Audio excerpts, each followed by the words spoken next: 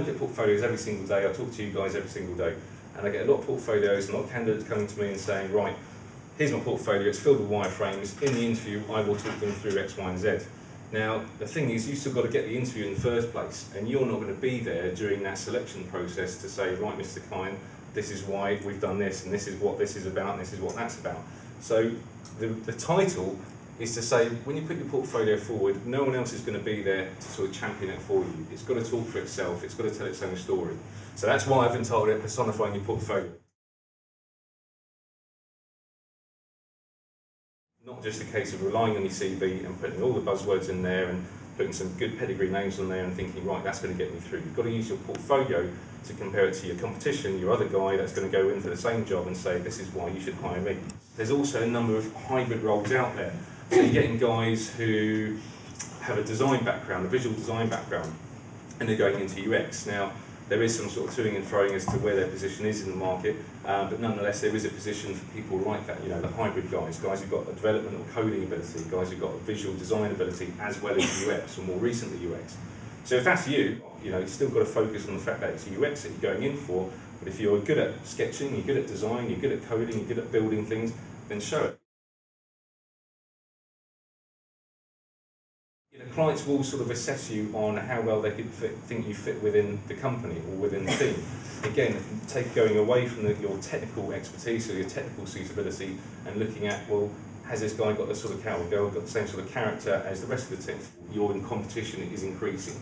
So how are you going to stand out compared to the next person? And how is the client going to get a taste of you from your portfolio? It might be it's also worth having a LinkedIn profile because people want to know what your digital footprint is like. You know, if they can't find you on LinkedIn, they know you a little bit less. If you can reduce the amount of question marks there are surrounding your profile, the client feels that much more comfortable about bringing you into an interview or hiring you. For example, I had a candidate who he was actually a bit of a hybrid guy. He came from a development background, did a bit of UI design as well, and if you looked at his CV, you wouldn't think actually he's not really a UX designer. But in fact, when he showed me his portfolio, there was so much depth and so much sort of UX appreciation in his portfolio, and it's well laid out, it was, you know, well put together, it was informative, and in fact it was better than some of the UX portfolios that I'd seen from guys who'd been doing nothing else but UX for the last 3 or 5 years. And so it was based on his portfolio. I thought, actually, yeah, let's put them forward to some of the clients. And when I put them forward to clients, I said, look, have a look at the CV. At first thought, you're going to think, why have you sent me this guy? But go onto his portfolio and you'll see why. And indeed, every client I put him forward to had a look at the portfolio and had decided, yeah, let's bring him in for an interview. And today, he's just accepted the job. So the CV shows where you've worked, and the portfolio should show how you work, right? And it's how you work that people really get an understanding of how well you're going to fit within their team and what value you're going to bring to the company. Do not just shove a whole load of wireframes in there and hope that that's going to, you know, that's going to float their boat, because it's not. So it's also a chance for you to prove that you can do all that graft and the thinking that comes before the pretty pictures. So again, I get a lot of portfolios which are filled with final screenshots of what the product looked like at the end, or what the website looked like at the end.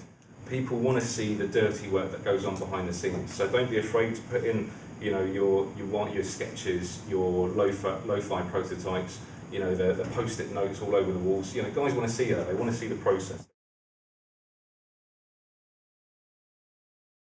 As I mentioned there, it's the how that makes you a UX designer. This is the most common bit of feedback I get off of clients is they want to see your approach. They want to see, if they bring you on board, how do you work? And it might not necessarily be in line with how they work, but at least they get a view of what your methodology is like. And that really is the proof, if you like, that goes towards showing that you're a UX designer or you're a UX consultant. With that in mind, don't be afraid to show the dirty work. And just bearing in mind, your portfolio has to talk for itself. So you can't rely on being there to talk the client through your portfolio. You've got to imagine walking into a room, chucking your portfolio on the table and saying, there you go, Mr. Client, take a look at that, I'll be back in a bit. You know, you've got to engage them without you being there. So bear that in mind. The best way to teach anyone or to sell is by telling a story, you know. So the same principle can be applied to your portfolio. teach, put the slides in there, put your work in there that can sort of step by step walk them through it, and tell them a story about the projects you worked on, or what makes you a UX designer, a UX architect. Also, don't forget to annotate. Don't put reams and reams of text in there. But at the same time, you've got to help the reader out a little bit.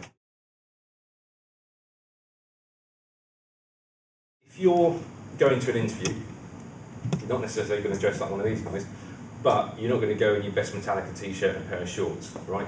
So you've got to make sure your portfolio is as sort of slick and polished as you can make it. Now I know you guys aren't, well, not necessarily going forward for graphic design positions, so it's not going to have all the bells and whistles, it's not going to have the most stylized text, but you can do your best to just make it look consistent. Make sure page 3 matches up with page 10, for example. Consistency, so that they can see that you've got an attention to detail. That whatever style your portfolio is in, that is consistent. That it's your style. It's not a graphic design role that you'll necessarily be going forward for, but do your best. All right. You have to remember that these clients, they've got this many things to do in a day, and the allocation that they spend towards looking at CVs and portfolios is going to be about that much of their day, and they're going to have 20 guys to look through.